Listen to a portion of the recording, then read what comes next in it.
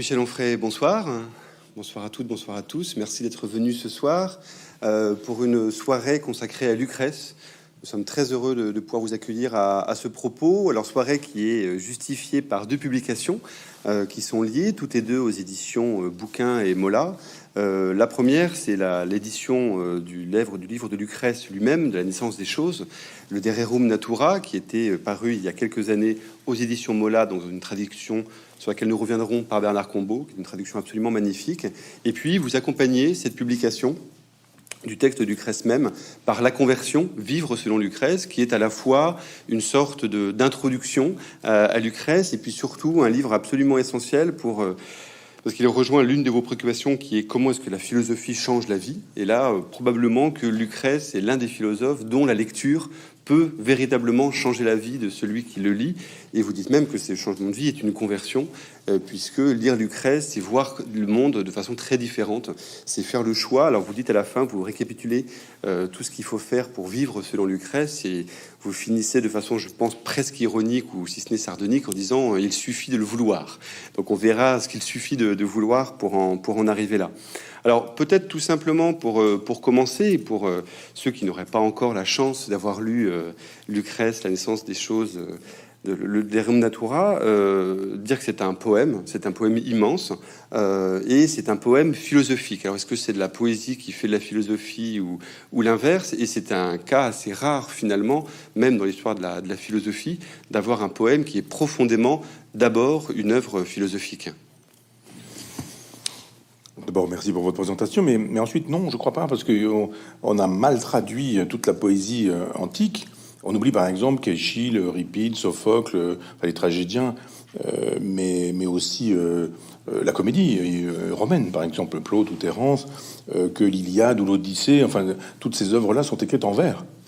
On a totalement oublié ça parce que la plupart du temps, on a fait des traductions en prose, et sauf les gens qui lisent le texte grec et qui vont voir l'Iliade et l'Odyssée directement en grec et qui savent effectivement que c'est versifié. Et quelle versification très complexe. On a l'habitude de croire que tout ça est écrit en prose. En fait, pas du tout. Moi, j'aimais l'hypothèse que à cette époque-là, 9, 10e pour Homère par exemple, mais 5, 6 avant Jésus-Christ, on se retrouve avec des gens qui veulent absolument qu'on mémorise. Donc la mémorisation, elle se fait par la scansion, et la scansion, elle se fait par la poésie. Tac, tac, tac, tac, tac, tac. On sait bien, par exemple, qu'on peut facilement apprendre des poèmes s'ils sont chantés. Les poèmes d'Aragon chantés par Jean Ferrat, ou les poèmes de Brassens chantés par Brassens, ou le Bateau ivre chanté par Léo Ferré. C'est facile de les mémoriser. C'est beaucoup plus facile que de mémoriser vraiment un texte en disant bon, j'apprends le Bateau ivre, et puis c'est faisable, hein. Mais c'était faisable à l'époque parce qu'il y avait des moyens mnémotechniques. Le moyen mnémotechnique, c'est de dire bon, bah là, on est dans un espace, et bien, on mémorise cet espace, et puis on se dit bon, il y a 2 fauteuils, il y a une table, il y a une estrade. Eh bien, je prends chaque point du fauteuil, chaque point de l'estrade, chaque point de l'estrade, et puis j'associe un mot à chaque endroit. Et puis, donc, on apprend une centaine de vers, et puis une deuxième centaine, puis une troisième centaine. Et puis on est capable, comme Kant au XVIIIe siècle, d'apprendre l'Énéide par cœur. Ce qui est quand même une performance. C'est incroyable.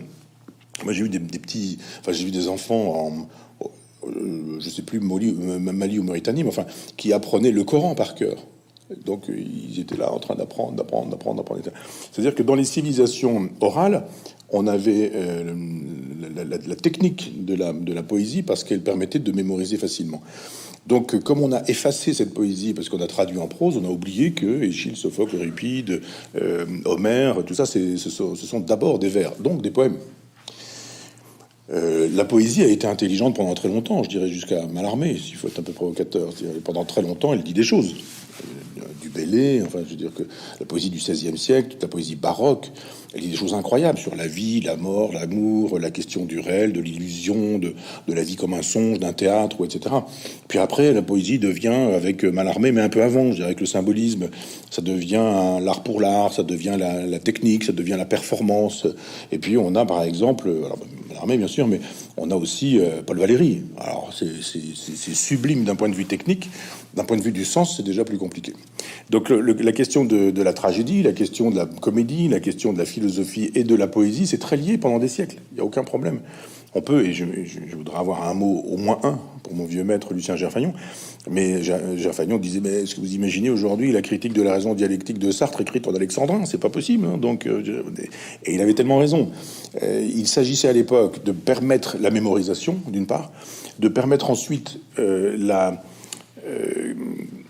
possibilité de disposer d'un matériel intellectuel disponible, enfin d'en disposer pour sa vie quotidienne. Il s'agissait de se souvenir, non pas pour se souvenir, et de dire je vais déclamer 150 vers de Lucrèce juste pour faire le malin. C'est juste de se dire je sais qui est Lucrèce et dans ma vie je vais les mobiliser. Je vais pouvoir les mobiliser parce que je suis dans une situation où il me faut régler des problèmes d'amitié, de mort, de souffrance, de douleur, de je sais pas quoi, les honneurs, les richesses, enfin toutes ces questions-là. Et donc effectivement c'est un immense poème auquel on n'a pas beaucoup, et pas beaucoup est une litonne, mais rendu hommage parce que c'était la plupart du temps traduit en prose. Et comme mon vieux maître Gerfagnon nous fait court, il nous le dit bien sûr, mais on traduit, enfin on travaille à partir d'un texte qui est plutôt la prose que la poésie. Et puis il y a quelque chose qui a été un peu catastrophique, c'est que on a traduit un peu en alexandrin le poème de Lucrèce, avec de Pont-Gerville au 19e siècle. Et vous et moi, on en parlait tout à l'heure, l'hypothèse d'une traduction de Molière. On imagine que Molière aurait traduit en alexandrin et qu'on aurait eu quelque chose dans cet esprit-là. Donc l'alexandrin, c'est le grand vers français, extrêmement élégant, c'est le vers du grand siècle, du XVIIe siècle, mais en même temps pas très précis. Et l'intérêt avec l'aventure Mola-Combo, je dirais, c'est de dire reprenons la prose, la poétique, ce que Bernard avait fait avec Denis pour Ozone, mais reprenons ça pour lui. Si vous permettez quelques mots personnels, c'est-à-dire que Denis avait fait cette extraordinaire édition d'Ozone, et Bernard Combo avait établi le texte. Parce qu'il y a des copies, ça part dans tous les sens, et à un moment donné, il faut dire, bon, ça a été copié, la preuve ici, il y a une fausse lettre, si c'est la bonne lettre qu'on remet, ça veut redire, c'est dans un travail d'archéologue, c'est extraordinaire. Et puis, il fait une édition extraordinaire. Et moi qui étais fan depuis Gerfagnon, je dirais depuis mes 17 ans de Lucrèce, je dis à Bernard, mais c'est incroyable, le génie que tu as pour restituer une poétique ancienne, respecter la métrique, c'est pas une métrique simple, hein. Et puis en même temps proposer du sens et garder une espèce d'élégance, ou offrir du moins une élégance, et pas une élégance compassée. C'est-à-dire c'était un poète, Bernard, qui avait lu toute la poésie contemporaine, donc il n'ignorait rien de Paul Valéry, de Mallarmé dont je parlais tout à l'heure, mais aussi de Jacotet, de Michaud, et c'est-à-dire qu'il avait fait une traduction extrêmement élégante, extrêmement lyrique, extrêmement précise, et ça c'était une performance. Et je lui dis, mais moi qui adore Lucrèce, tu pourrais pas me traduire quelques passages que j'adore, quoi. Il y a quelques passages sur la mort, sur l'amour, sur choses comme ça. Il me dit, oui, dis-moi lesquels, et je lui envoie quelques vers, mais pas beaucoup, quoi. Enfin, 3 ou 4 pages. Et il y a 6 livres dans le poème de Lucrèce, et il me renvoie le livre entier, traduit. Je dis, mais c'est incroyable, tu as fait ça comme... Donc un des 6 livres, quoi. Je dis, mais tu as fait ça? Bah, il me dit, oui, bah, voilà, tu m'as demandé, je l'ai fait. Bon, mais je dis, mais tu pourrais tout faire. Il me dit, oui, bien sûr, je pourrais tout faire. Je dis, tu pourrais faire la première fois la première fois en France, quoi. Je veux dire, une traduction qui respecte la métrique latine, qui soit en même temps respectueuse du génie poétique français. Il me dit, oui, bien sûr. Et il a fait l'intégrale. Et Denis a fait un magnifique volume qui a d'ailleurs obtenu un prix de l'Académie française. Et moi qui ai quand même beaucoup lu depuis mes 17 ans ce poème-là, je l'ai découvert là cette fois-ci. Et on se dit, mais bon sang, j'ai plusieurs fois 17 ans, mais quand je suis tombé sur cette édition, je me dis, mais c'est incroyable qu'on puisse découvrir un texte qu'on croyait connaître si bien. Et en fait, on avait laissé de côté tout l'aspect poétique de Lucrèce. Donc tout l'aspect presque professeur d'épicurisme, ça on connaissait. Mais là, ces images, ces métaphores, ces allégories, ces façons lyriques d'embarquer les gens, ces façons lyriques de faire se cogner les mots comme se cognent les atomes, quoi. Ça, c'est une performance intellectuelle. Alors c'était une performance intellectuelle du Lucrèce, ça l'a été de Bernard pour restituer ça au mieux. Sachant que ce qui fait l'une des singularités, malgré tout, de ce poème, c'est qu'il est un poème encyclopédique. C'est-à-dire qu'effectivement, il est une sorte, alors on va l'évoquer, donc il a longtemps été ramené à l'idée que c'était la transmission romaine, finalement, de la pensée épicurienne, mais ça, on y viendra, c'est probablement très partiellement vrai, mais c'est une sorte d'état d'un savoir, d'un type de savoir, c'est-à-dire celui des atomistes, au moment où Lucrèce écrit. Et c'est ça qui fait la grande force de ce poème. C'est-à-dire qu'à la fois, on décrit un monde, et surtout, c'est un monde qui est marqué par une donnée en particulier, qui est un monde dynamique. C'est-à-dire qu'en fait, c'est un atomiste, mais c'était pas un atomiste mécaniste, c'est un atomiste dynamique. Et ça, je pense que c'est extrêmement important. Vous y insistez beaucoup dans votre livre. Oui, parce que l'histoire de la philosophie est faite d'opposition. Il y a une opposition entre les idéalistes et les matérialistes. Et comme les idéalistes ont gagné, le christianisme était un idéalisme. Nietzsche disait du christianisme qu'il était un platonisme pour les pauvres. Il n'avait pas complètement tort. Mais il y a effectivement un lignage qui nous dit l'idée est plus vraie que la réalité. Et ce que vous prenez pour la réalité, là, nous sommes en train de nous parler, etc., c'est une illusion, dit Platon. La réalité, c'est l'idée, le monde idéal n'a pas besoin de cette réalité pour exister. Et puis en face, on a des gens qui disent, mais pas du tout. Et la réalité, elle est faite d'atomes.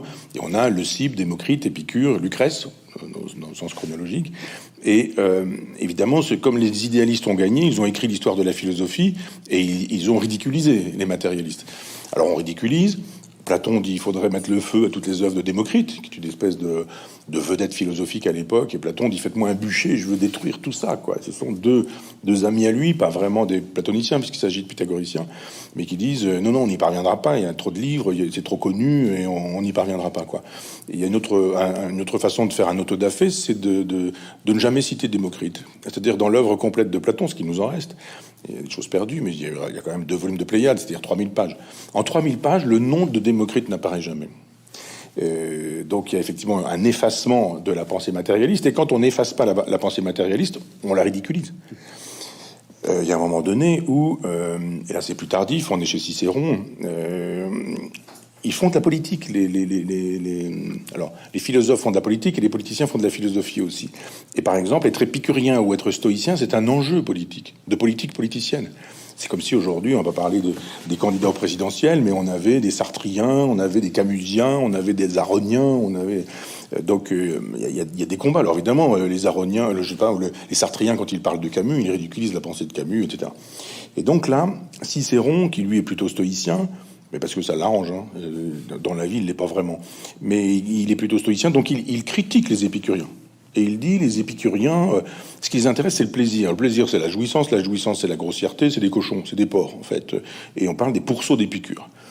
Et alors que Jules César, par exemple, était épicurien. C'est pas, ça fait pas le jouisseur. Ça fait l'épicurien. C'est une pensée bien sûr hédoniste, mais qui nous dit il faut faire triompher le plaisir. Mais le plaisir, c'est pas la jouissance de Trimalcion dans Pétrone, par exemple, dans le Satyricon. C'est pas ça. C'est pas de manger des vulves de truies farcies, de faire des partous généralisés, ce genre de trucs. C'est pas ça. Il dit mais le plaisir de l'épicurien, c'est l'absence de souffrance.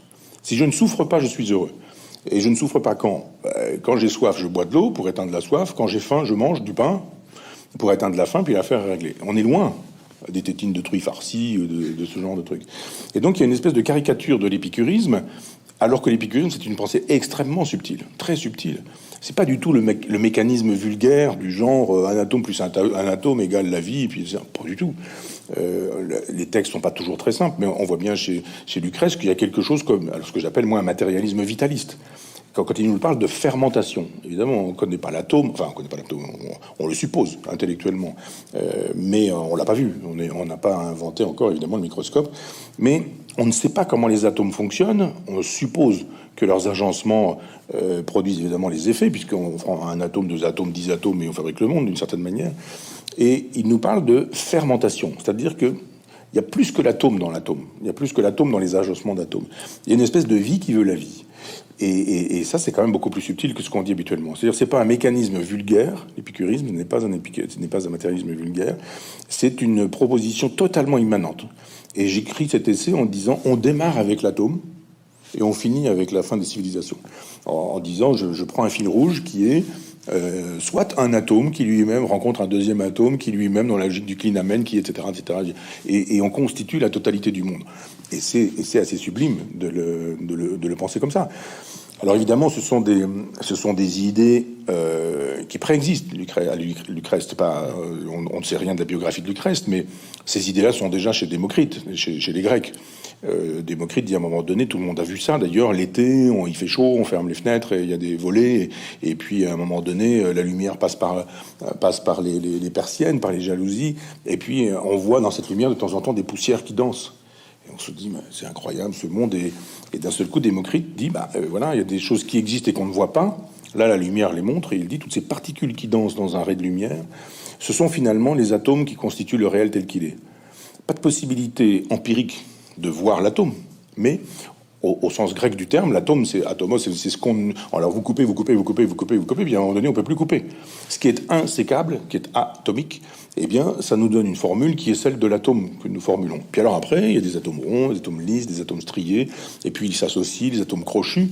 Si on n'a pas d'atomes crochus, c'est qu'on s'entend pas bien, c'est-à-dire les atomes ne s'accrochent pas.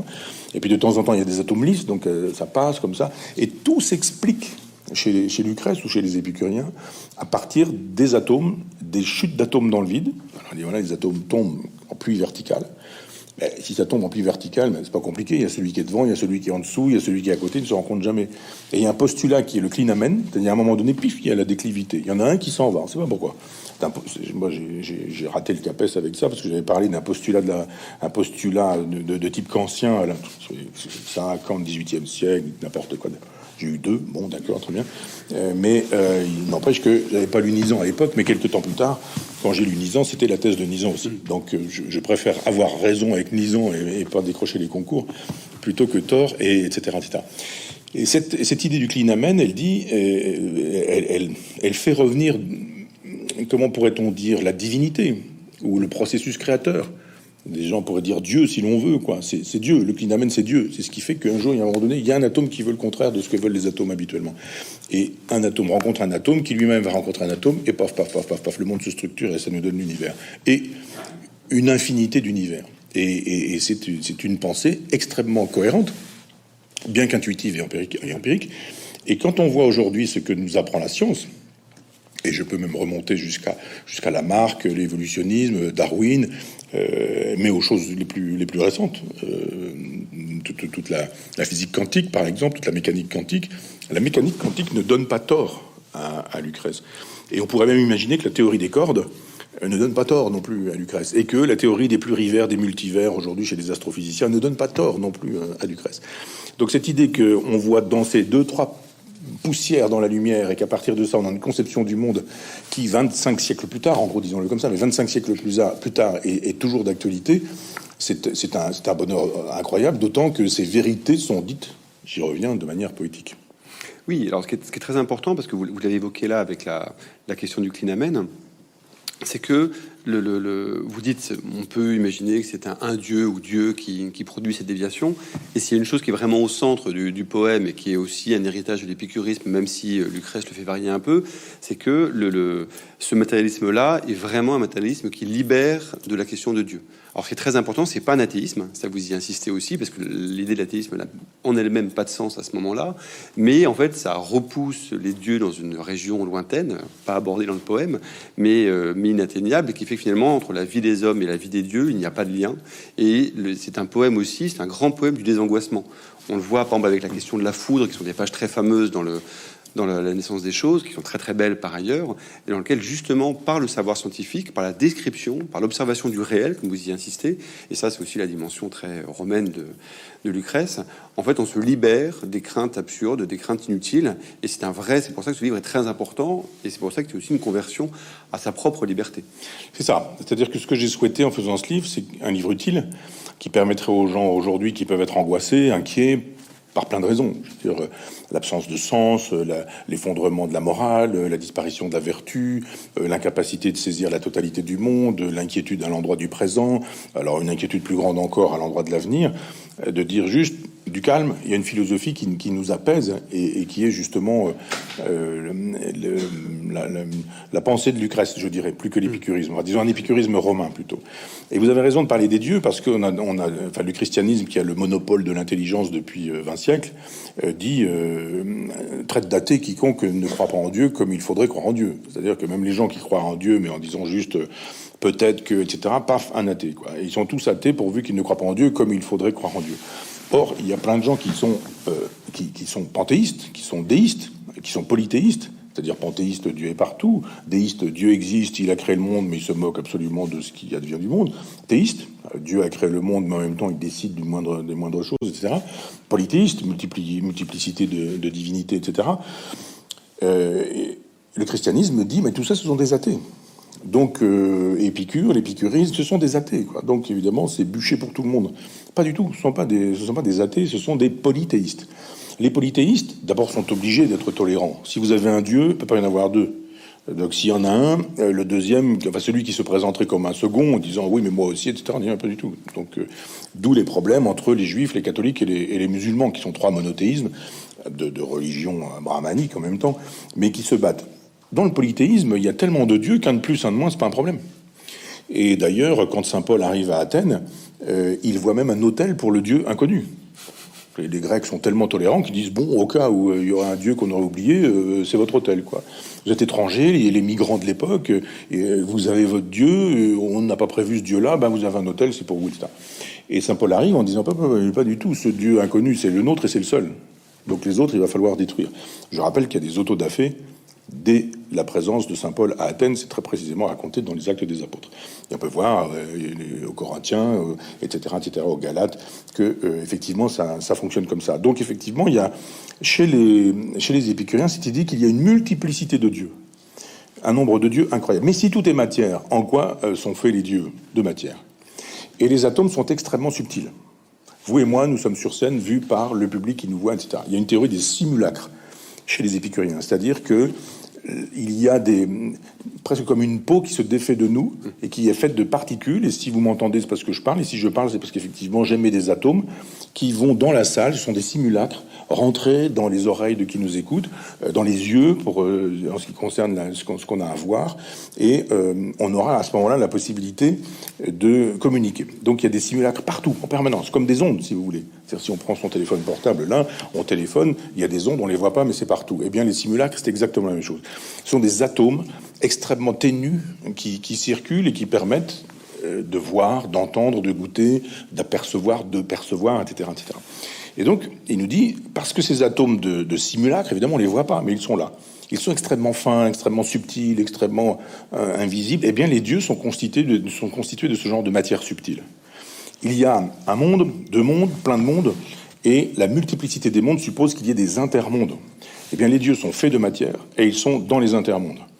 Et donc, on dit, mais alors, il ressemble à quoi? Il ressemble à rien. C'est-à-dire, faut pas imaginer que ce serait comme les chrétiens, une espèce de dieu anthropomorphe, ou une espèce de dieu avec une barbe blanche qui serait là en train d'habiller en blanc et qui dirait... Pas du tout. C'est une espèce de puissance qui se satisfait d'elle-même et qui connaît l'ataraxie. L'ataraxie, c'est l'absence de souffrance, c'est l'absence de trouble. Donc les dieux, ils jubilent d'être, ils ont la jouissance de la pure puissance d'exister, et les épicuriens nous disent, tâchez de leur ressembler, c'est ça, tâchez de ressembler à ces dieux, c'est-à-dire de connaître cette absence de trouble, et cette absence de trouble, l'absence de souffrance, c'est la jouissance. Donc c'est pas du tout la jouissance des pourceaux, c'est juste de dire, là où vous avez des peurs, calmez-les. Vous avez peur de la mort, vous avez peur du futur, vous avez peur vous n'avez pas d'argent, vous êtes pauvre, vous avez peur de vous avez beaucoup d'argent, vous avez peur d'être pauvre, vous avez peur de perdre votre argent, etc., etc. La vie est faite d'angoisse si vraiment on n'est pas capable de penser. Si on est capable de penser, eh bien toutes ces questions-là on les aborde. La souffrance, la douleur, la mort, les honneurs, les richesses, tous ces machins-là. Vous allez mourir, d'accord, disent les épicuriens. C'est tout de suite? Non, c'est pas tout de suite. Bah alors. Théorie épicurienne, si la mort est là, je n'y suis plus. Si je suis là, la mort n'y est pas. Donc arrêtez de vous pourrir la vie avec ce qui n'est pas encore présent. Alors on peut dire, ah oui, c'est très sophistique, tout ça. C'est pas vrai. Ça marche vraiment très bien, cette façon de dire. Si vous savez habiter votre présent, vraiment habiter votre présent, alors vous n'allez pas le pourrir par la nostalgie. Au sens étymologique, nostalgie, c'est comme une névralgie, hein, c'est la douleur du passé, ni par une futurition. Ni dire, ah là là, c'était quand même tellement bien dans le temps. Quand j'étais jeune, quand j'étais beau, quand j'étais mince, quand j'étais, etc., etc. Et que j'avais la vie devant moi, et c'était tellement bien. Ouais, là, vous allez vous pourrir l'instant. Si vous dites, oh là là, vu mon âge, je vais bientôt mourir, puis maintenant, je suis quand même plus comme ça, je suis fatigué, je vais bientôt mourir, il me reste pas longtemps à vivre, etc. Oui, d'accord. Les épicuriens disent, si vous vous pourrissez l'instant par la nostalgie de ce qui fut ou par une futurition qui vous angoisse, alors vous allez être malheureux. Si vous ne voulez pas être malheureux, vivez l'instant présent. La mort, c'est la même chose. Oui, bien sûr, vous allez mourir. C'est tout de suite? Non. Ben alors, si c'est pas tout de suite, attendez, ça viendra un jour, et quand ça viendra, vous verrez, en gros, c'est un mauvais quart d'heure à passer. Alors bon, c'est l'époque, hein. C'est-à-dire qu'à l'époque, quand on est près de mourir, on meurt, quoi. Aujourd'hui, on est capable de vous maintenir longtemps, et il y a des gens qui sont hélas dans des situations terribles de souffrance, ils sont morts de leur vivant. Donc il faudrait repenser la question d'épicurisme à nouveau frais. Mais sur toutes ces questions, vous voulez quoi? Vous voulez une légion d'honneur? Vous courez après ça, et alors c'est quoi? Vous aurez un truc, un petit bout de papier, un petit bout de tissu sur le truc, et vous allez vous battre pour ça? Ça sert à quoi? Vous voulez la puissance? Vous voulez être président de la République, et vous allez avoir quoi? Vous allez avoir plein d'ennuis, vous allez être sur le trône, il va falloir décider tous les jours de trucs, vous ne nous appartiendrez plus, vous n'aurez que des fourbes, des menteurs, des hypocrites autour de vous, vous allez perdre tous vos amis, vous n'allez plus être libre vous-même, etc. Et l'épicurisme défait toutes ces fictions-là. Et l'amour, même chose. En disant, quoi, oui, l'amour rend aveugle, arrêtez, quoi. Oui, vous avez cru que vous aimeriez indéfiniment, éternellement cette personne. Non, ça se passe jamais comme ça. Si vous n'avez pas compris que l'amour, ça se transforme en amitié, et que vous pensez que l'amour, ça durera toujours, bien sûr, vous serez malheureux. Mais si vous savez que ça ne fonctionne pas comme ça, alors vous ne serez pas malheureux. Donc à chaque fois, c'est une façon de dire, à chaque fois que vous avez un problème, il y a une solution. À chaque fois que vous avez une souffrance, il y a une jouissance possible. À chaque fois que vous avez un motif à être malheureux, il y a motif à être heureux. Et avec des recettes extrêmement simples. Soyez là où vous êtes, vivez l'instant présent, ne présentifiez pas quelque chose qui n'existe plus ou qui n'existe pas. Si la douleur est là, elle est tellement terrible et vous embarque, l'affaire est réglée. Si elle vous embarque pas, c'est que c'est pas si grave que ça, donc apprenez à souffrir un peu. Et on se dit, mais ce sont des recettes extraordinaires, recettes romaines, parce que les Romains sont les rois de la recette, alors que les Grecs, ils font toute une théorie de l'amour, toute une théorie du mal, toute une théorie de la souffrance, et vous dites, voilà, je vieillis, j'ai peur de la mort, et là on vous dit, qu'est-ce que la mort, dira Socrate à Alcibiade, eh bien la mort, c'est ceci, etc.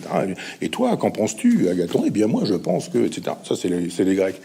Et d'où l'expression se faire en papaouté chez les Grecs, comme aurait dit mon vieux maître Gerfagnon.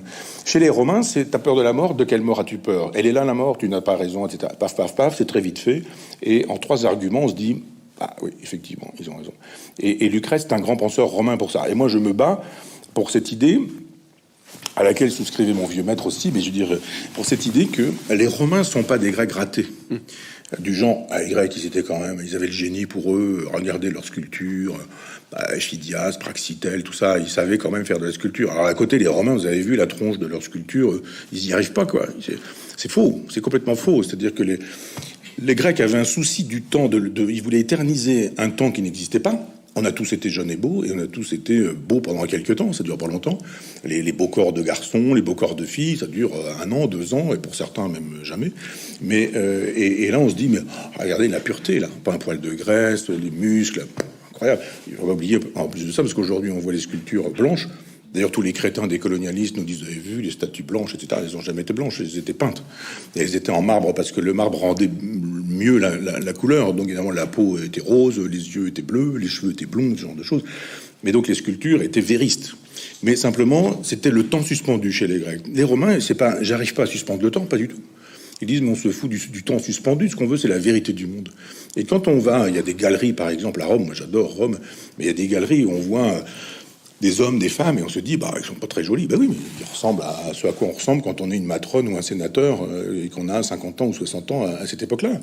Et quand on voit Cicéron, il a perdu des cheveux, il a du gras, il a une petite verrue, là, ce qui donne son nom d'ailleurs, Cicéron, pour le pois chiche. Et il faut imaginer tout ça peint, et j'imagine que le portrait de Cicéron, enfin la sculpture de Cicéron peinte, on est vraiment devant Cicéron, quoi. On présentifie un mort, quoi, un absent. Et donc je dis, mais la philosophie romaine, c'est ça. C'est pas une philosophie grecque qui n'arrive pas à être à la hauteur, une philosophie qui aimerait être grecque et qui n'y parvient pas. C'est une philosophie tout à fait particulière, éminemment concrète, éminemment pragmatique, éminemment empirique. Ça sert ou ça sert pas. Si ça sert à rien, dehors. Si ça sert, ça doit servir de manière efficace. Et donc on arrête la sophistique, la rhétorique, les grandes idées, ces trucs-là. C'est des trucs de grec et ça nous intéresse pas, disent les Romains. Et c'est ça que j'ai aimé. Bon, chez Gerfagnon. Alors, je sais pas, j'ai tellement aimé Gerfagnon que même quand il nous a fait un cours sur Plotin, je pouvais être plotinien parce qu'il était capable de faire aimer tout, quoi. pas réussi à me faire aimer Thomas d'Aquin, parce qu'il a fait un cours sur Thomas, mais sur les preuves de l'existence de Dieu chez Thomas. D'ailleurs, je me souviens, il dit, bon, la semaine prochaine, cours sur les preuves de l'existence de Dieu chez saint Thomas d'Aquin. Je me dis, mais la semaine prochaine, je crois en Dieu. S'il y a des preuves de l'existence, c'est que Gerfagnon nous les apprend. Et donc, il y avait les preuves classiques de l'existence de Dieu, la cause incausée, premier moteur immobile, etc. On sort, puis on dit, ouais, bon, ça m'a pas convaincu, quoi. Donc, il y avait quand même le charme de Gerfagnon, hein, quoi qu'il en soit. Mais je pense que Gerfagnon, qui se voulait plotinien, parce qu'il il a été 10 ans prêtre, il a quitté la prêtrise, et que sa façon à lui de rester prêtre, c'était d'être plotinien. Mais je pense que fondamentalement, c'était un Romain, c'était pas un Grec. Et il m'a transmis ça. Et moi, j'aimerais transmettre ça à des gens, parce qu'il m'a sauvé la vie, Lucrèce, et Gerfagnon aussi, bien sûr. Et j'avais envie avec ce livre de dire, eh bien, si je peux, sauver la vie, c'est un peu prétentieux, mais être utile à des gens qui diraient, mais finalement, on peut vivre selon Lucrèce, c'est-à-dire que sur tous les problèmes que je rencontre, ce que je dit un peu tout à l'heure, la souffrance, la douleur, les blessures, les peines, l'amitié, l'amour, les blessures que nous font des amis qui sont pas amicaux, le temps qui passe, l'argent qu'on n'a pas, l'argent qu'on n'a plus, ou l'argent qu'on a en trop, les honneurs, enfin tout ça, ce sont des questions très concrètes. Et là, on se dit, chez Lucrèce, il y a réponse à toutes les questions de ce type-là. Avec, comme vous l'évoquiez, l'idée que finalement, cette physique atomiste, elle détermine une éthique. Ce que vous avez commencé à évoquer, ce qui est aussi une chose à laquelle on n'est pas habitué. On sépare habituellement les champs très fortement. Et ce que vous dites effectivement à un moment, c'est que vivre une vie atomique, si on peut le formuler de cette façon-là, c'est vivre une vie plus dense. Et c'est ce que vous évoquiez tout à l'heure avec la question de la mort. C'est-à-dire qu'il y a un moment, il faut pas mourir en étant déjà mort. Il faut mourir de son vivant.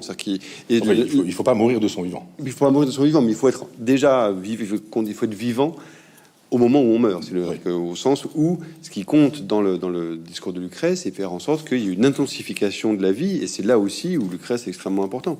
C'est une façon de dire, effectivement, comme vous l'évoquez avec la question du présent, le présent étant sans cesse répété, c'est dans ce présent-là qu'il faut vivre.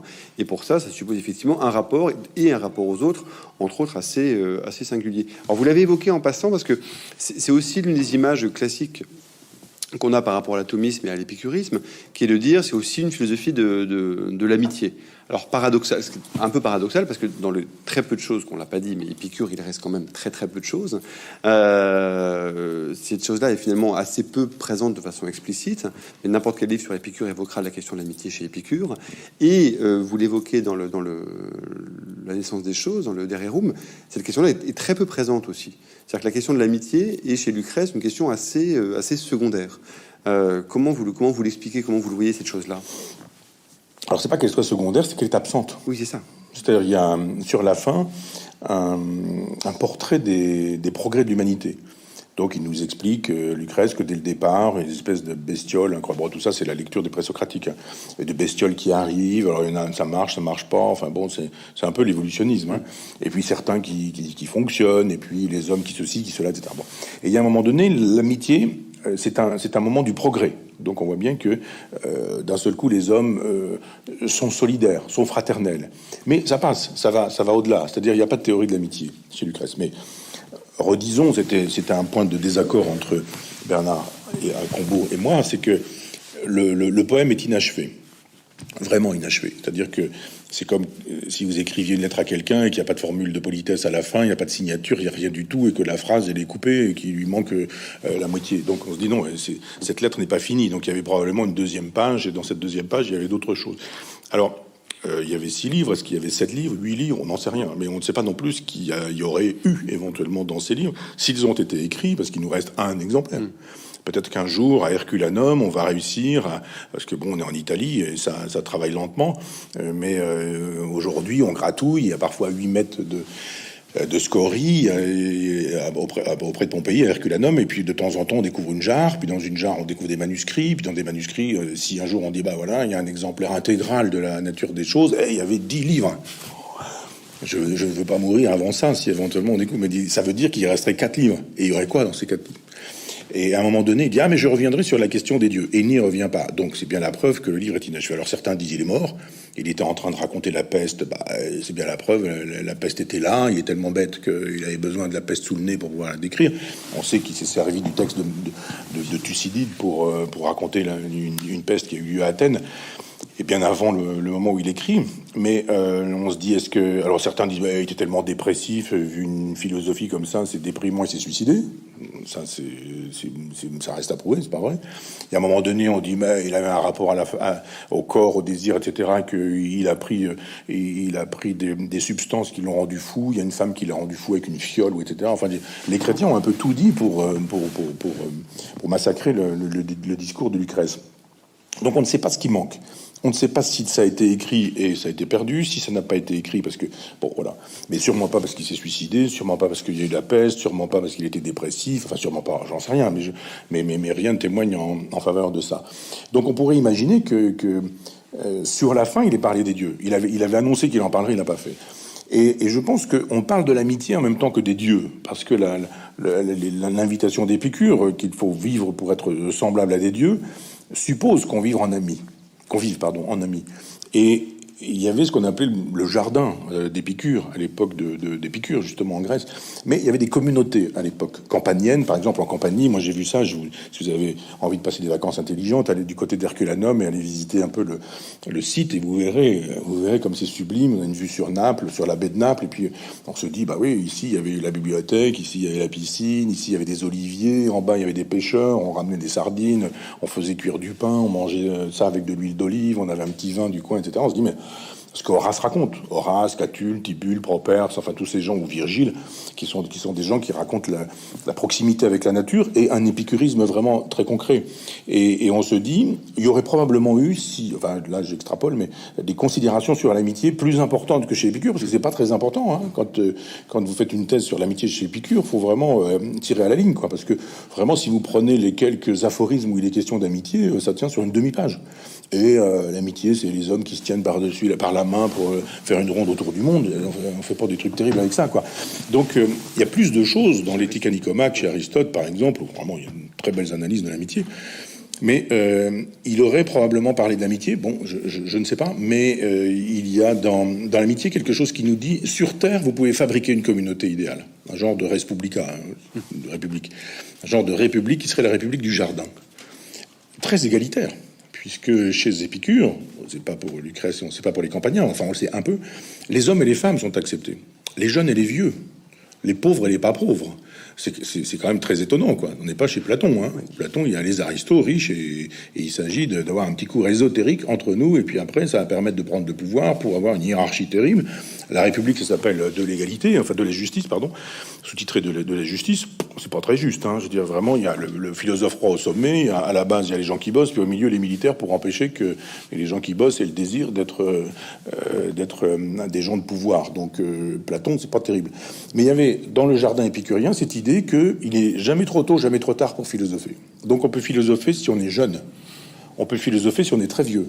Si vous dites, bah, j'ai 80 ans, c'est peut-être un peu tard pour m'y mettre. Pas du tout. C'est la bonne heure. Les enfants, dès qu'ils pensent, dès qu'ils parlent, dès qu'on peut échanger avec eux, ils peuvent aussi philosopher. Évidemment, on ne va pas leur faire un cours de cosmogonie. On ne va pas leur dire, oh, mais il faut que tu comprennes Heidegger, tu as 3 ans, il est temps de t'y mettre. Pas du tout. Mais juste de dire, pense le monde, pense ta place dans le monde, ce que tu viens de me dire veut dire ceci ou cela, etc. Donc, avoir un rapport au monde qui soit celui de l'invitation à la pure présence. Cette façon de dire, mais vous vivez dans l'instant comme si c'était indéfini ou infini, comme si vous allez avoir un nombre infini d'instants, de moments présents. C'est compté. Pour chacun, c'est compté. On le sait, comme dans le ventre des femmes, il y a un nombre d'ovules, quoi qu'on fasse, et puis ben voilà, elles arrivent les unes après les autres, puis à un moment donné, il n'y en a plus. Parce que c'est ainsi que va le monde. Eh bien, nous sommes remontés comme une pendule, et il y a un moment donné, ça va s'arrêter. Alors pour certains, ça s'arrête tôt, pour certains, ça s'arrête tard, pour certains, ça s'arrête avec beaucoup de douleur, beaucoup de souffrance, pour d'autres, pas du tout, etc., etc. Mais l'épicurisme nous dit, mais ne perdez pas la seconde, ne perdez pas l'instant, ne perdez pas la minute, ne perdez pas le jour. Si vous perdez ça, c'est définitivement perdu. Ça ne reviendra pas. L'histoire ne repasse pas les plats, et cette idée de dire, bon, j'ai peut-être raté 10 ans de ma vie, mais j'en ai encore 10 ans devant moi, oui, d'accord, mais le mieux, c'est encore de ne pas rater ces 10 années-là. Alors, on fait facilement 10 années avec un nombre incroyable de temps présent auquel on renonce. en croyant que ça va s'arranger. On se lève le matin, on mène sa vie, il y a le réveil, on y va, la douche, le café, etc. Les enfants, le mari, on supporte plus personne, on va bosser, le train, je sais pas quoi, on arrive, les collègues insupportables, le boulot qui nous ennuie, le midi on mange son truc, le soir on recommence, puis le mardi, puis le mercredi, puis le dimanche tout le monde est crevé, on a des chaussons, on a des baskets, on a on est en peignoir, on se rase pas, on se lave pas, on n'est pas propre, on sent mauvais, on regarde la télé, on zappe, etc. Puis le lundi on recommence, puis on dit mais c'est ça ta vie? C'est ce que tu veux comme vie là? Tu crois qu'il y a un moment donné où ça va changer au point que ça va être le bonheur à un moment donné, ou ce serait pas bien de le faire tout de suite, le bonheur? Faire de telle sorte que tu ne vives pas cette vie ratée, quoi, cette vie nulle. Et les épicuriens disent, bah oui, c'est ça. Tâchez de mettre de l'excellence dans chaque instant. Ne supportez pas la médiocrité. Chaque moment perdu est définitivement perdu. Donc c'est pas une grande révolution. C'est juste de dire, vis cet instant comme si tu voulais le voir sans cesse se dupliquer ou réapparaître. Est-ce que quand vous démarrez votre semaine en disant je pars au boulot je vis avec des gens que j'aime pas, qui m'aiment pas, ça va pas ma relation, je sais pas, avec les gens avec qui je travaille, mes enfants ou je sais pas quoi, et vous avez envie que ça continue et que ça se duplique sans cesse? Non, bien sûr. Bah alors faites le nécessaire pour que ça n'ait plus lieu et que les choses se passent autrement. Donc c'est une invitation au pouvoir de la volonté. Et ça, c'est intéressant. Alors, il y a toujours quelque chose de problématique chez les philosophes de la fatalité, qui nous disent en gros que tout est écrit, etc. Et de dire, mais alors, s'il y a que de la fatalité, qu'est-ce qu'on peut faire avec le libre arbitre? Si tout est déjà écrit, comment puis-je vouloir ceci plutôt que cela? C'est la question de Nietzsche, c'est la question de Spinoza, c'est la question des stoïciens. C'est pas la question posée par les épicuriens, mais c'est une question qu'on pourrait leur poser. En disant, mais c'est une espèce de fatalité de ce qui advient, qu'est-ce qu'on peut faire avec la volonté? Y a-t-il même une volonté? Est-ce qu'on a une puissance sur soi-même, etc. Ils rentrent pas dans le détail technique, surtout pas les Romains, mais ils nous disent oui, on peut. Tâche de vouloir ceci, tâche de vouloir cela. Habite chaque instant comme si ça devait être le dernier. Vis chaque journée comme si elle devait être la dernière. Alors évidemment, il y a des limites. Faut pas dire, ben maintenant, les enfants, je vous supporte plus, le mari, tire-toi, le patron, t'es un connard. Il y a une pub là où le type, il a gagné au loto, et puis là, il emmerde tout le monde en disant, alors vous faites ça, puis le lendemain, il y a encore un jour, puis le surlendemain, il y a encore un jour. Donc on se dit, bon, il faut quand même se calmer, mais simplement construire sa vie. Discrètement, modestement, mais puissamment, volontairement, en disant non, ça va pas dans ma vie, et je vais pas passer ma vie à vivre des choses qui ne me conviennent pas. Je n'aurai pas de vie, même si les épicuriens pensent que les atomes qui nous constituent se décomposent et se recomposeront.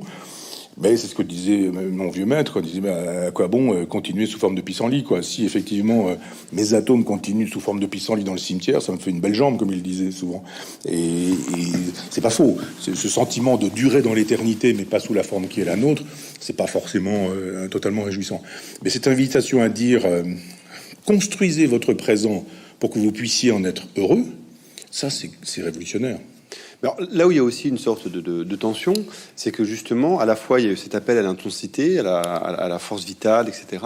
Et en même temps, par exemple, tout ce que Lucrèce peut dire de l'amour n'est pas vraiment une solution non plus, au sens où le portrait qu'il fait de leur relation amoureuse, et vous dites à un moment dans le livre, vous dites l'amour finalement est enfant de l'accoutumance, comme la goutte qui va creuser le rocher.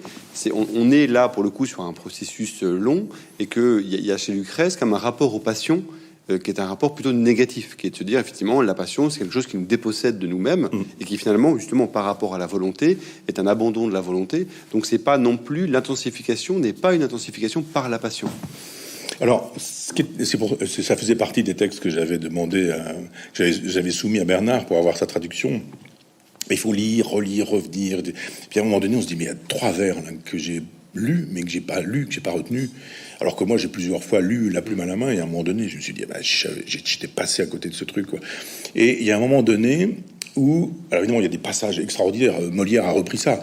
Tout le monde sait ça. L'amour rend aveugle, et dit, la petite, on lui trouve, etc. La très grande, etc. Celle qui a les dents pourries, on lui trouve, enfin, chaque fois, tous les défauts sont transformés en qualité parce qu'avec l'amour, justement, on voit pas le réel. Et puis un jour, le réel, on le voit, puis on ne voit plus que ça. Et puis on se dit, oh là là, Lucrèce dit, sache que les passions te trompent, et que si tu es dans une logique passionnelle, eh bien, tu es en train de te faire tromper. Donc, à un moment donné, tu seras détrompé, et tu seras probablement malheureux, et tu incrimineras le monde entier. L'autre, la plupart du temps, ces gens qui disent, oh, bah, il y a 30 ans, j'étais d'accord, mais je m'apercevais pas que j'étais pas d'accord. En fait, j'ai consenti, mais je consentais pas. C'est maintenant que je vois que je consentais plus, etc.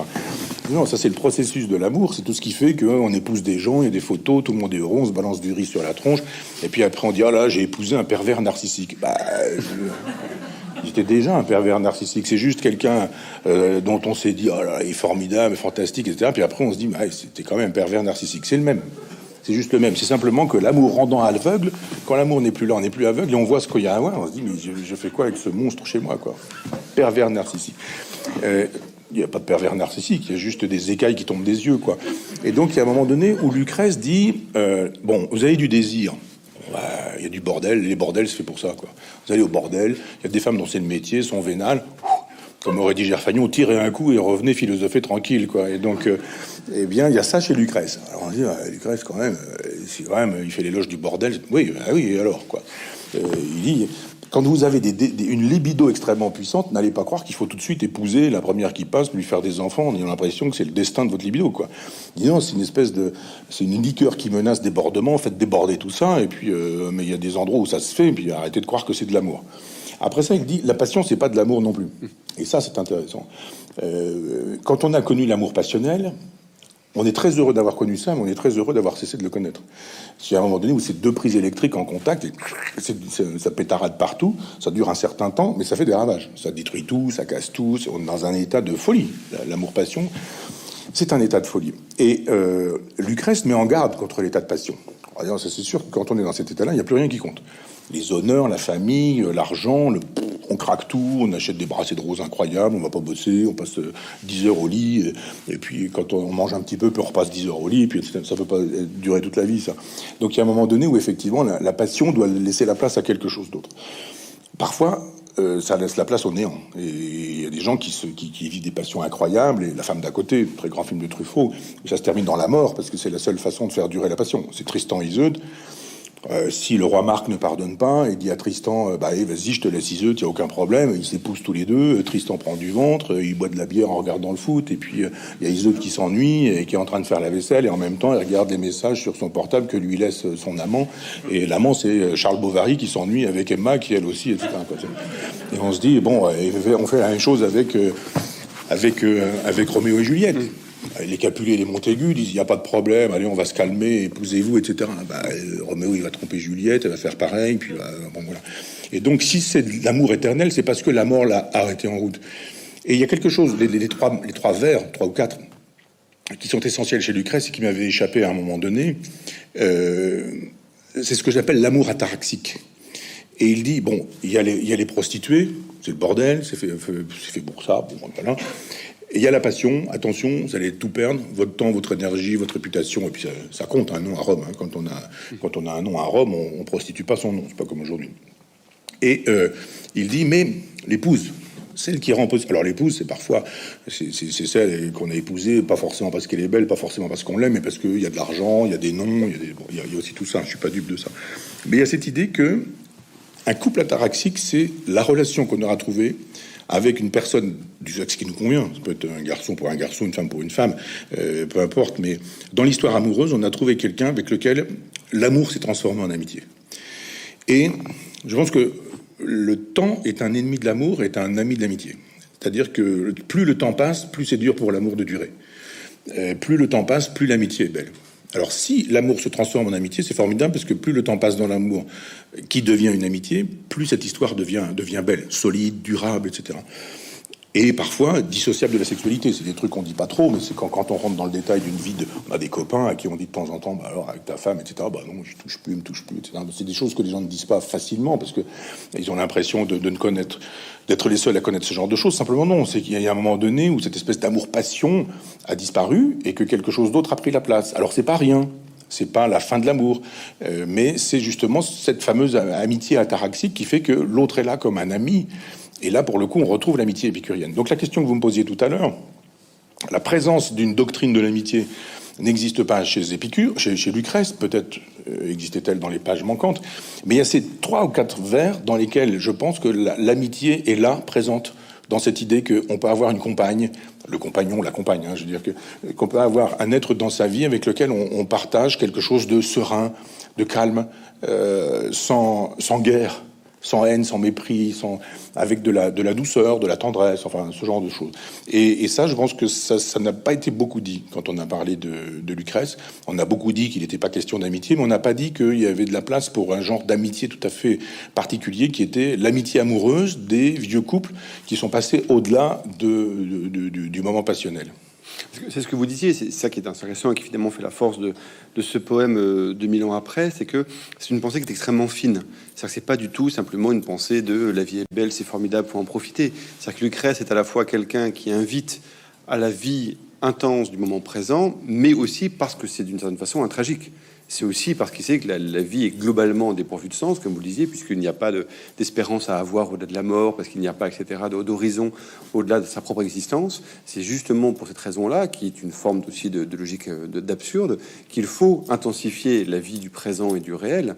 Donc c'est pour ça qu'il y a cette tension en permanence chez Lucrèce, qui est à la fois celle d'un hédoniste et d'un tragique. Oui, et vous avez raison de faire arriver ce beau mot. Moi, j'adore les tragiques. Des fois, on me dit, vous êtes pessimiste. Non, je crois pas. Enfin, on peut penser que je suis.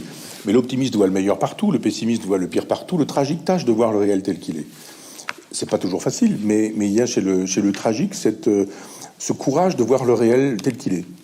En se disant, mais non, je vais pas inventer des mythes, des fictions, des trucs. Non, je vois le réel. C'est pas forcément terrible, mais c'est ainsi. Et il est vitaliste, Lucrèce. Et tous les vitalistes sont des tragiques pour une raison bien simple, c'est que pour eux tout est vivant. Et tout ce qui est vivant meurt. Et donc on sait très bien que ce qui arrive à une fleur, à une plante, un insecte, un arbre, au cosmos, c'est-à-dire un processus de croissance, de décroissance, puis de disparition, ça marche pour les civilisations. C'est des choses que personne ne dit, peut-être un peu Zemmour aujourd'hui. Mais je veux dire, en politique, personne ne parle de civilisation. C'est la dernière fois qu'on en a parlé, c'était le général de Gaulle et Malraux. Mais personne ne parle de civilisations qui disparaissent.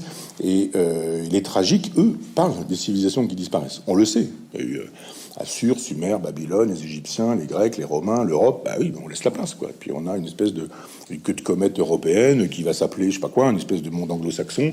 C'est les États-Unis, la Nouvelle-Zélande, l'Australie, ces gens d'ailleurs qui nous ont fauché nos sous-marins il y a pas longtemps, et qui vont constituer une civilisation dans laquelle le transhumanisme est en train de prendre la place. Moi, je vois très bien les changements de civilisation et Zemmour ou pas Zemmour, personne n'arrêtera la décadence de la France, personne n'arrêtera la décadence de l'Europe, personne n'arrêtera la disparition de ce qui a fait son temps.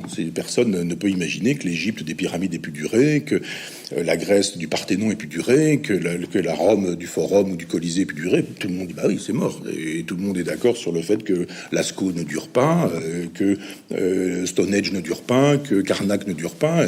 Et chez nous, non. Chez nous, ça durera toujours. Mais non. Le tragique dit non, ça va finir. Et Lucrèce est quelqu'un qui... C'est pourquoi je tiens sur cette infinitude, je dirais, sur le fait que le poème n'est pas fini. Parce que je pense qu'il avait construit son poème comme un cycle. Et que on le voit bien d'ailleurs, comment d'un seul coup on part d'une espèce de néant et que on arrive à un moment de civilisation. Et puis à un moment donné, la civilisation s'en va. Et je pense que ce qui lui restait, ça aurait été l'occasion de retrouver l'espèce de cataclysme qu'on trouve chez les stoïciens, c'est-à-dire tout explose et puis ça redémarre, ça recommence.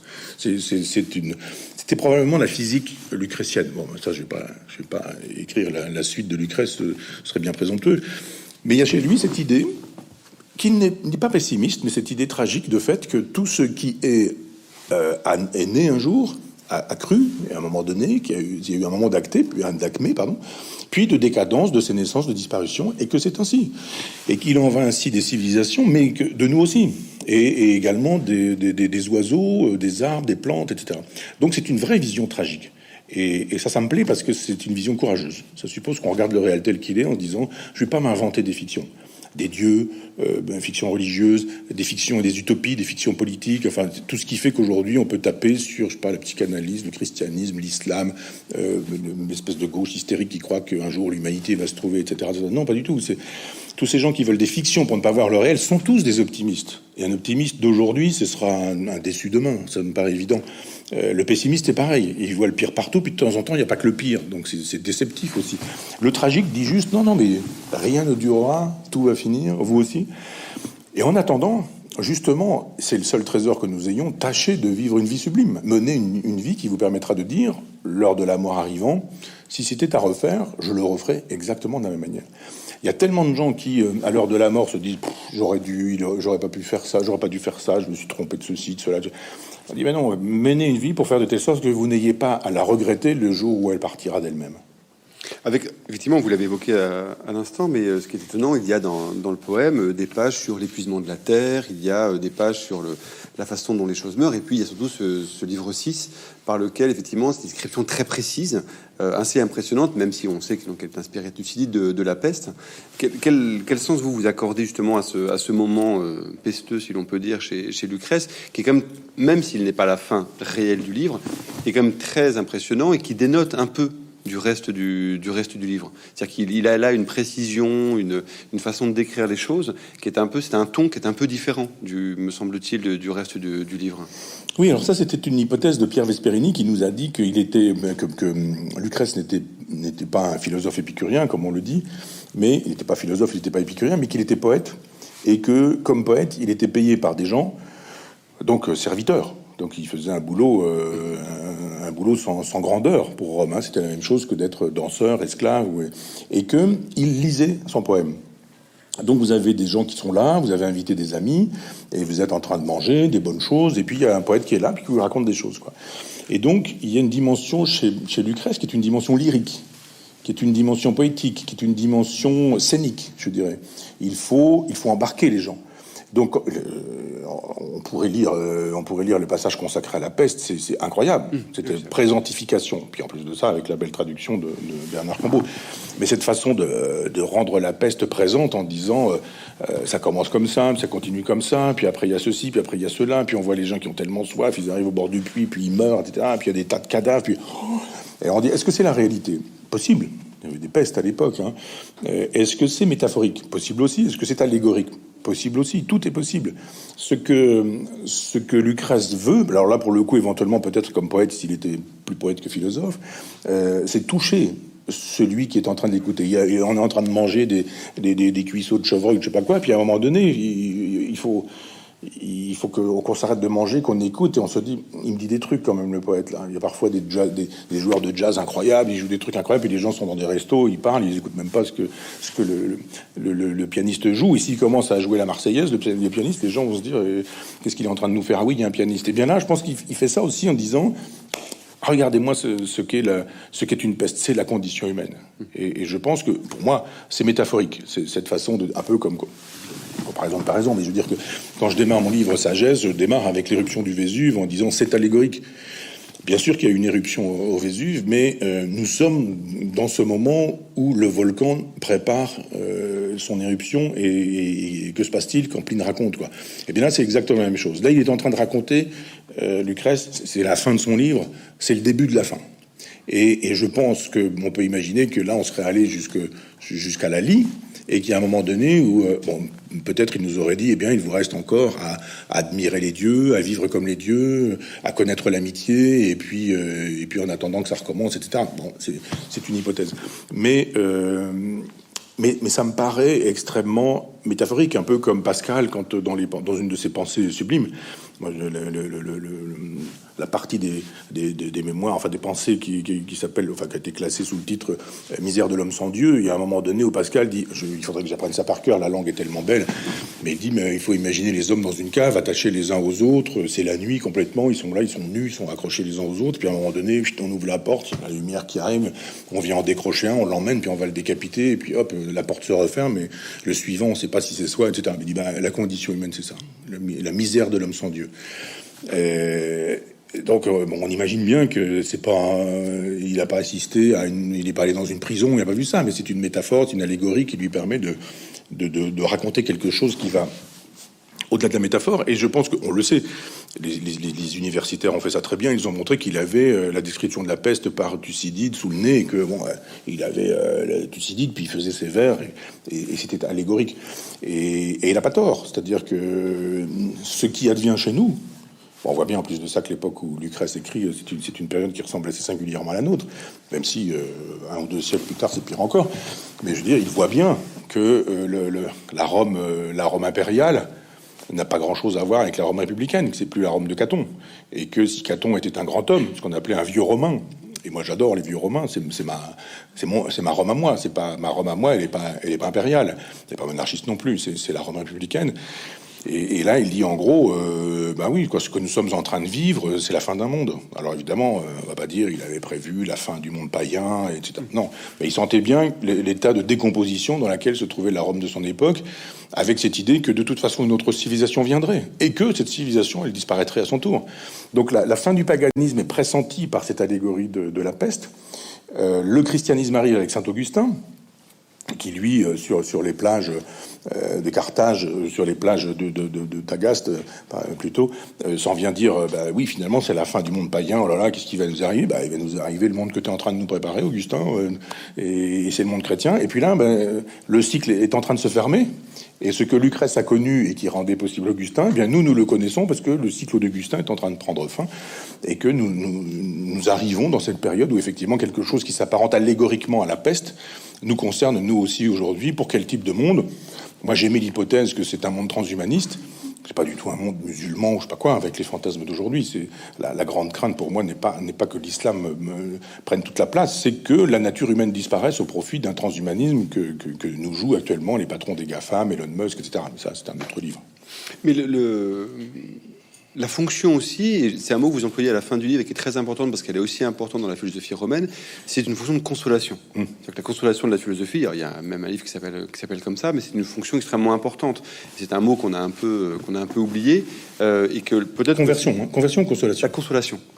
L'idée de la consolation, que la philosophie est un élément de consolation et que, comme vous dites aussi, se consoler, c'est pas se bercer d'illusions en disant ça va aller mon chéri, c'est de se dire non, c'est comme ça, il faut accepter la douleur telle qu'elle est et justement pouvoir affronter le réel. Et je pense que l'une des fonctions aussi du livre 6, de la présentation de ce monde un peu apocalyptique, parce qu'il y a presque effectivement un côté fin du monde, c'est aussi de se dire, de toute façon, effectivement, le réel est terrible, mais justement, par la philosophie qui est déployée dans la naissance des choses, on peut être consolé de cette terreur-là. Oui, vous avez raison de parler de... C'est Boès qui écrit La consolation de la philosophie. Lui, il écrit ça il est en prison. Donc, évidemment, il dit la philo, ça sert, surtout quand on est en prison. Moi, j'ai beaucoup aimé, que j'aime beaucoup d'ailleurs toujours autant, mais Pierre Hadot, qui a un peu hâtivement expliqué que toute la philosophie antique était une philosophie existentielle et d'une certaine manière de la consolation. Pierre Hadot avait en commun avec mon vieux maître, Lucien Gerfagnon, d'avoir été un curé et d'avoir défroqué et puis de s'être retrouvé dans la vie profane. Et avec ce désir de rester quand même dans un certain souci du sacré et de l'antiquité. Et qu'est-ce que la philosophie antique? C'est un livre que j'ai lu de bonne heure, avec la culture qui était la mienne. J'ai augmenté ma culture, j'ai relu plusieurs fois ce livre, donc j'ai lu plusieurs fois ce livre, et donc je me suis retrouvé avec des points de désaccord avec Pierre Hadot. Je pense qu'il n'avait pas raison sur tout. Quand il nous dit toute la philosophie antique est une philosophie existentielle, en quoi la métaphysique d'Aristote est une philosophie existentielle? En quoi la rhétorique, les météores d'Aristote, en quoi les constitutions d'Aristote? On peut pas vivre selon Aristote. Alors oui, on peut vivre selon Épicure, on peut vivre selon l'épicurisme, selon le stoïcisme, selon le pyrrhonisme, pas très sûr. Le scepticisme, pas très sûr. Je suis même plutôt sûr que non. Mais le platonisme, comment vit-on selon le platonisme? Ce que j'ai un peu dit tout à l'heure avec la République, c'est-à-dire une élite formée de manière ésotérique avec les mathématiques, qui prend le pouvoir, qui dirige absolument la cité dans laquelle le roi est philosophe ou le philosophe est roi, avec une solide armée qui empêche les producteurs de faire autre chose que la production, etc. C'est pas très existentiel non plus. C'est très politique, mais assez peu existentiel. Donc il y a... Pierre Hadot disait toute la philo antique est existentielle. Je ne crois pas. Je crois qu'il y a dans la philosophie antique une partie qui est existentielle. Il y avait chez Aristote un désir encyclopédique. Aristote, il veut embrasser la totalité des savoirs de son temps. Et ça, c'est heureusement d'ailleurs, parce qu'on sait un tas de choses grâce à lui, mais machin disait que, bidule pensait que, lui à son tour disait que, et tel autre pensait que, et tout ça c'est formidable, parce que grâce à lui, on sait qui pensait quoi sur tous ces sujets-là. Mais Aristote, c'est celui qui donne tort à Pierre Hadot, et d'une certaine manière Platon aussi. Mais donc, le restant de cette philosophie, qui est souvent romaine, et les curés, les prêtres étaient très romains, l'Église catholique et romaine et universelle et apostolique. Mais donc, les Romains, eux, proposaient une conversion, qui était une consolation. Cette façon de dire, un peu comme les francs-maçons qui entrent en maçonnerie, et il y a la vie d'avant et la vie d'après.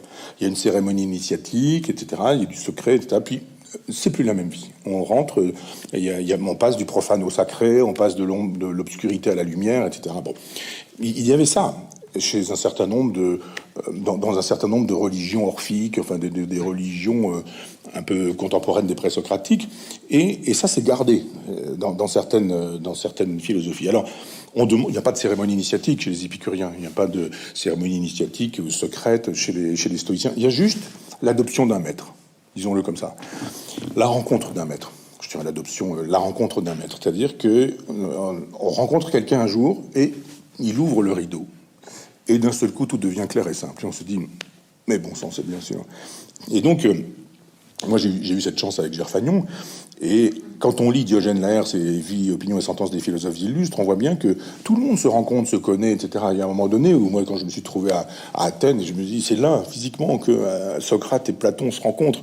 Et donc, il y a des moments comme ça où après, dans ce qu'on appelle, enfin, ce qu'on appelle l'Asie mineure, enfin, la Turquie d'aujourd'hui, où on a plein de philosophes, Héraclite d'Éphèse, où on a Diogène de Sinope, etc. Tout ça, c'était des Turcs d'aujourd'hui, je dirais. Eh bien, ce sont des gens qui se rencontrent. Il y a un portefaix, Protagoras, etc. Le type, il a des fagots, et puis il y a quelqu'un qui passe et qui lui dit, mais comment tu fais pour tenir ton fagot? Tiens, ça m'intéresse, t'as trouvé une technique. Et hop, ils se mettent à philosopher, et paf. D'un seul coup, Protagoras devient Protagoras. Il devient, avec Gorgias, avec des philosophes qu'on appelle les sophistes. Et cette philosophie antique, elle n'est pas faite pour faire des cours de philo.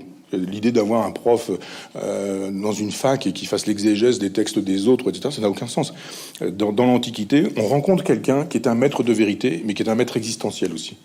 Et qui va dire, dépouille-toi de tous tes anciens vêtements, c'est métaphorique, hein, de ta vie ancienne, et tu vas désormais vivre une autre vie. Une vie qui va te permettre d'être souverain sur toi-même, sire de soi, c'est comme disent les Normands, les vieux Normands du Moyen-Âge, c'est-à-dire seigneur de toi-même.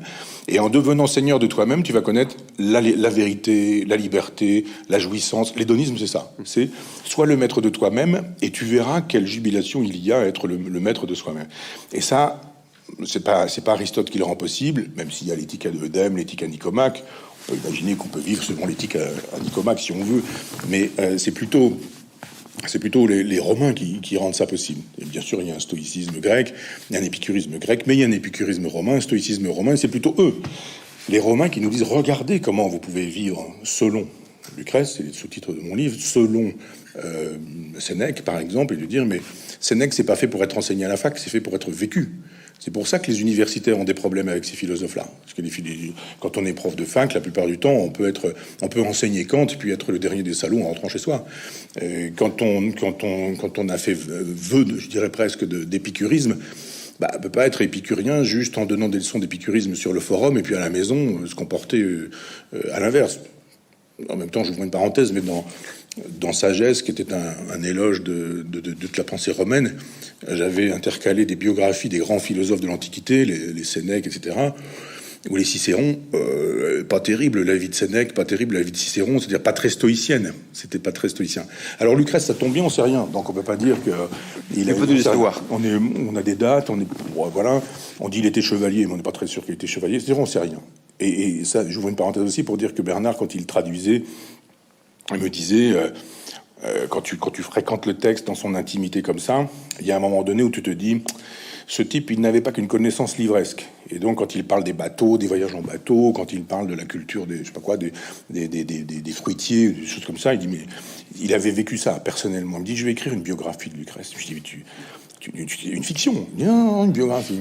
Alors, ça aurait été mon grand bonheur. La dernière fois qu'on s'est vu, il m'avait fait un poisson dans sa maison. Il avait calciné le poisson. Il fumait pendant qu'il cuisait son poisson ou pendant que le poisson le cuisait lui-même. Et puis, bon, il est mort quelques semaines plus tard. Et je lui dis, alors, t'en es où? Il me dit, je prends des notes, etc. Bon, puis il est décédé. Mais j'aurais aimé la biographie rêvée par Bernard. Mais on ne sait rien. Il y a eu un livre, une espèce de fiction, pas très bonne d'ailleurs, qui invente une vie à Lucrèce. Mais comme on ne sait rien, on ne peut pas dire, comme avec Cicéron, que il a enseigné des choses et qu'il les a pas vraiment pratiquées. Et ça, c'est un bonheur. Ça me permet de l'aimer totalement pour son poème. On ne sait rien d'autre de lui que ce poème. Merci beaucoup, Michel Onfray, pour cet amour de Lucrèce que vous nous avez transmis. Et surtout, cette invitation à lire cet immense poème et qui, comme vous l'avez dit, c'est pour vous la lecture d'une vie. C'est probablement pour ceux qui vont commencer à le lire là aussi, la lecture d'une vie, parce qu'on le lit, on le relit de façon incessante.